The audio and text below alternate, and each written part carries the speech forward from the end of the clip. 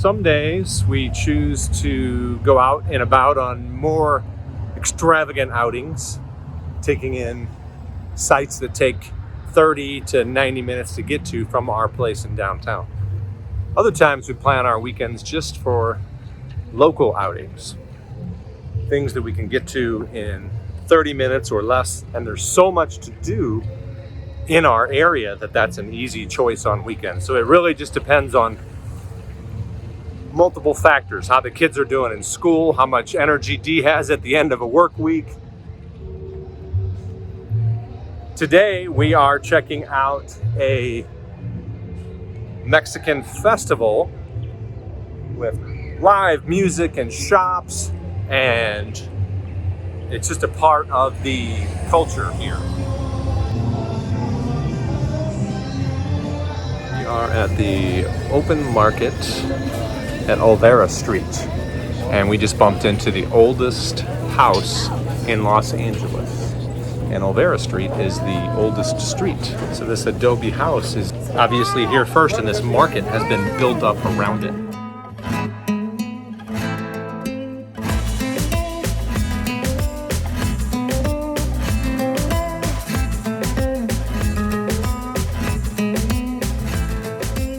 The oldest house in Los Angeles. We are a historical monument site. We've been a historical monument since 1953.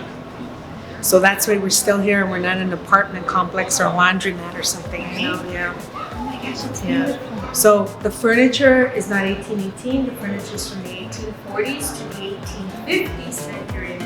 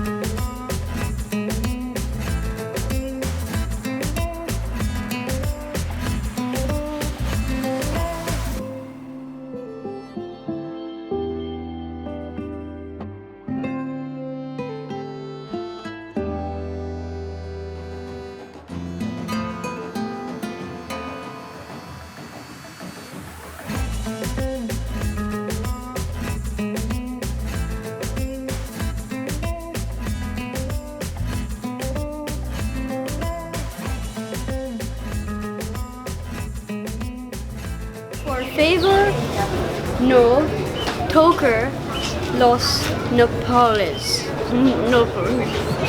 How do you say it? Por favor, no tocar los nopales. This week we're taking you to historic LA, Olvera Street. Woohoo! So I find out places to go by looking at Instagram, looking at Pinterest. I plug in the city and I'm like, where do I need to go? What can I not miss? And I talk to locals. And following our traveling friends too. Yeah. Like to stalk them and see what they're doing. So Olvera Street, I was just imagining this tiny little street with a couple of funny vendors on it. But if you've ever seen Coco, the Disney movie, this was like stepping into that movie. With the the gazebo and the flags, the colorful. I had never put that together. It was so beautiful. Nothing like I expected. It was great.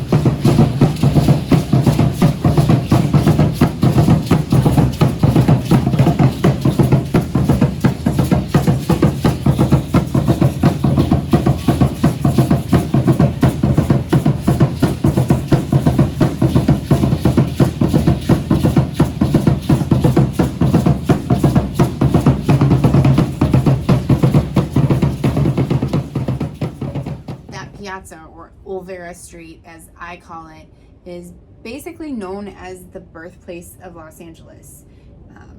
Founded in 1781. When you go there, you just really step into the Mexican heritage of the city, and it is like a fiesta. And we weren't even there on a special day or fiesta. It's even more fun if you go on, for example, we just missed the Blessing of the Animals by like a week. I can't believe it. Or Cinco de Mayo or coming up. That'd be Dia crazy. de los Muertos. That would be so super fun. It's so lively and vibrant with culture. There's mariachi bands playing. There's dancers. There's And then just like the authentic neighborhood. Mexican cuisine. Seems like the whole neighborhood just comes out to have fun. Yeah. Like that's just the thing to do. Very, very cool. Very cool place to be. And it just puts you in a party mood. It's like, oh, well, this is the place to be. This is the place to dance. And you want to sit outside and eat your tortillas while the mariachi band plays. It's just such a cool place to be. We can't wait to go back, actually, when we have friends in town. We're going to take them there. Do you have any coins? Do I have any coins? What do you think about this? Do you think this is original? Maybe. Stop it. Get up. It's original, all right. Another cool place is the Bradbury building. Now, if you've logged on to Pinterest or if you're an Instagrammer or anything, this is a very well-known place. It's been in movies. It's just gorgeous. The beautiful wrought iron artwork and staircase with the architecture is amazing. It was built in 1893. There's actually offices there. I think you said that there were residents that live there. I remember taking a picture of the sign. It's not always open. You can take tours, which I'm sure are great. But basically, people just walk into the building so they can take pictures, and it's just a cool picture. Yeah. So if historical landmarks are your thing, check out the Bradbury. The good thing about the way we did it is that we parked once. I think we paid $15, something like that. Pretty typical in LA. And then we walked the circuit, which is great. If you're up for it. It's a lot of walking. It was a lot. And okay, walking in LA, it's very hilly. It's steep hills. Whether you're in the city or on a hike, there's hills. But you guys know that. But I didn't know that. I think we got there faster walking than I didn't know that. than getting in the car and driving. Yeah, it's definitely faster walking. And from there, we went to a well-known bookstore called the Last Bookstore. That is another one of those things that I felt like I was just dragging my family along. But it is such a whimsical place. Unfortunately, one of our children, Imploded. they were done. But we got to see it. If we were only there to look for a book, it would have been fine. But we were also there to go upstairs and look at the gift shop and look at the art that they had on display. And truly, this is a beautiful, whimsical labyrinth that you can walk around and just, it's an artist's playground. It's fantastic because it's got that urban vibe to it, but it's also very bookish. So it's fun. I enjoyed it. I liked the hike. You did? Yeah. Oh, you like the walk there. And then we You ran were into the done. movie set, and it was fun. That was cool. That was the funnest thing. He tried to get a hot dog outside. He's I was like, looking around for the hot "Wait, dog vendor. I'll get a hot dog. I'll be right in."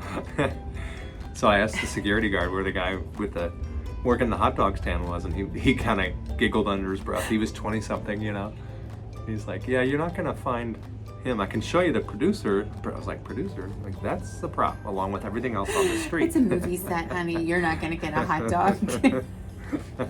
It's like It's a good movie. convincing. They can do.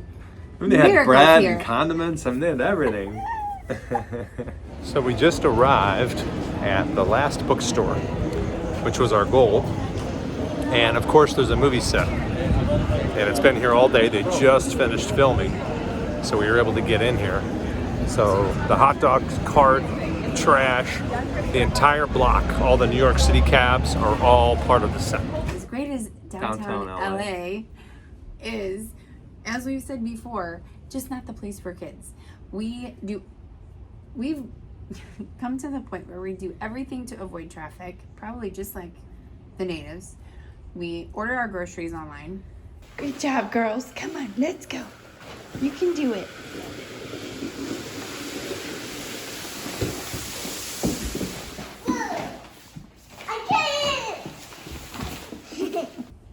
We decide to have dance parties after dinner instead of go out.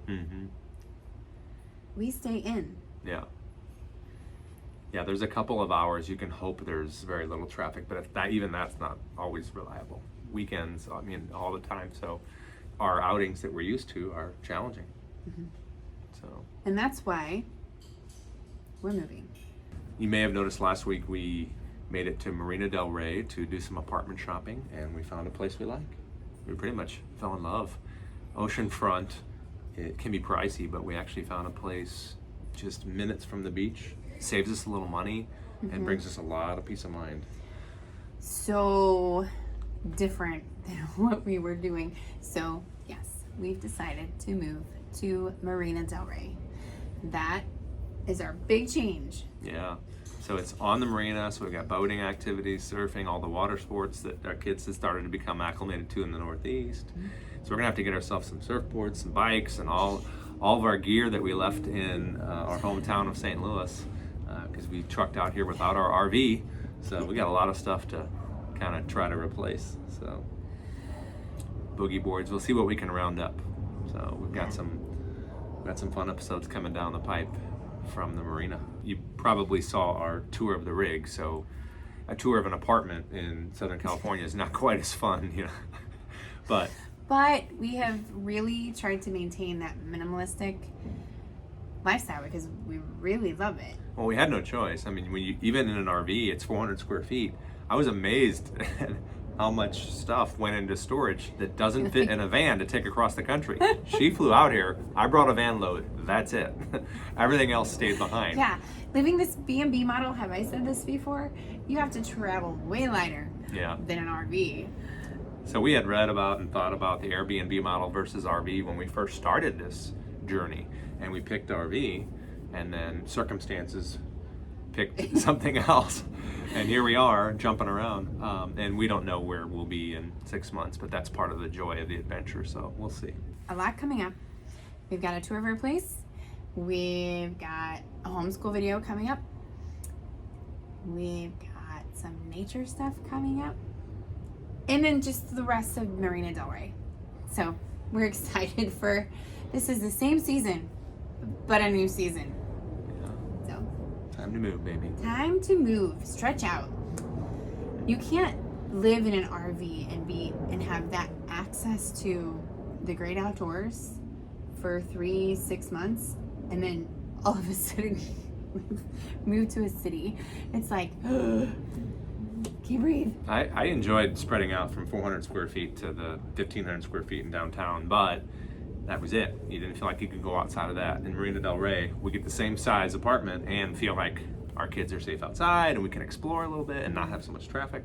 So it's gonna be great. And click the little bell, that way you get a notification when we release a video. And we'd love to hear from you on what you guys would like to hear more content on. What should we shoot videos on?